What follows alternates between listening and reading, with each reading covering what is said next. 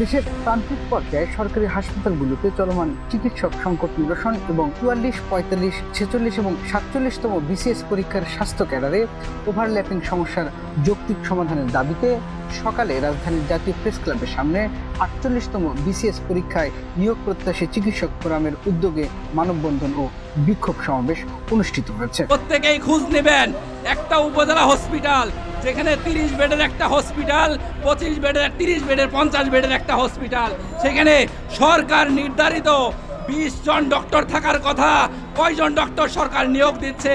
যেখানে একটা হসপিটাল ২৪ ঘন্টা চালু রাখতে হয়, একটা উপজেলা hospital emergency department, outdoor department, gynae department, department সব সেট আপ থাকার পরেও কেন সেখানে চিকিৎসা পায় না সাধারণ মানুষ?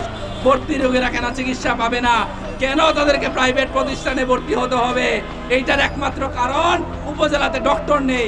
আপনাদের যারা চিকিৎসা দিবে, চিকিৎসা সেবার যে প্রাণ, চিকিৎসা সেবার যে মেইন জিনিস, বেড না থাকলেও মানুষ চিকিৎসা পাবে, কিন্তু ডক্টর না থাকলে সেই চিকিৎসা কে দেবে? সমাবেশে বক্তারা বলেন, দেশের হাসপাতালগুলোতে চিকিৎসক সংকট দিন দিন তীব্র আকার ধারণ করছে, অথচ ৪৮তম বিসিএস এ লিখিত ও মৌখিক পরীক্ষায় উত্তীর্ণ ৩,১২০ জন চিকিৎসক এখনো নিয়োগের অপেক্ষায় রয়েছেন। আমরা ৪৮তম বিসিএস এ লিখিত এবং ভাইভা পরীক্ষায় উত্তীর্ণ কিন্তু নন সুপারিশপ্রাপ্ত যারা আছি তারা নিয়োগের দাবি করছি। আমরা ৪৮তম বিসিএস পরীক্ষায়, স্পেশাল বিসিএস পরীক্ষায় প্রায় ৪২,০০০ পরীক্ষার্থী অংশগ্রহণ করেছিলাম।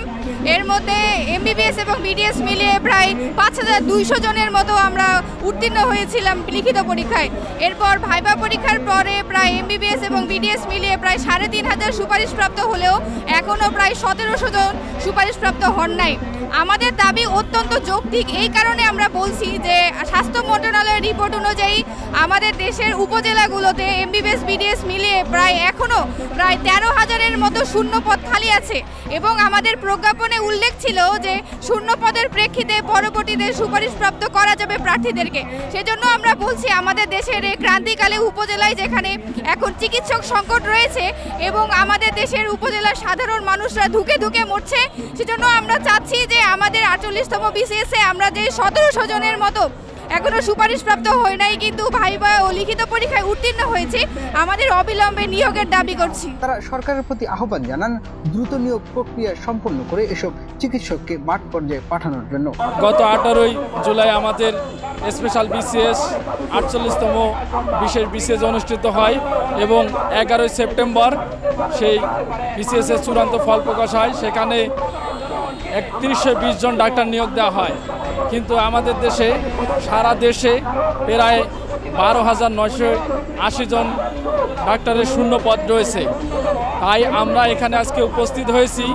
আমরা যারা ৪৮তম বিসিএসে উত্তীর্ণ, পিলি লিখিত এবং ভাইভা পরীক্ষায় উত্তীর্ণ চিকিৎসকবৃন্দ, আমরা অতিরিক্ত ডাক্তার যারা আছি তাদেরকে নিয়োগ দিয়ে দেশের স্বাস্থ্য ব্যবস্থা, প্রান্তিক লেভেলের যে স্বাস্থ্য ব্যবস্থা, জনগণের যে স্বাস্থ্য যে মৌলিক অধিকার, সেটাকে কিছুটা হলেও লাঘব করার চেষ্টা করতে পারে সরকার চাইলে।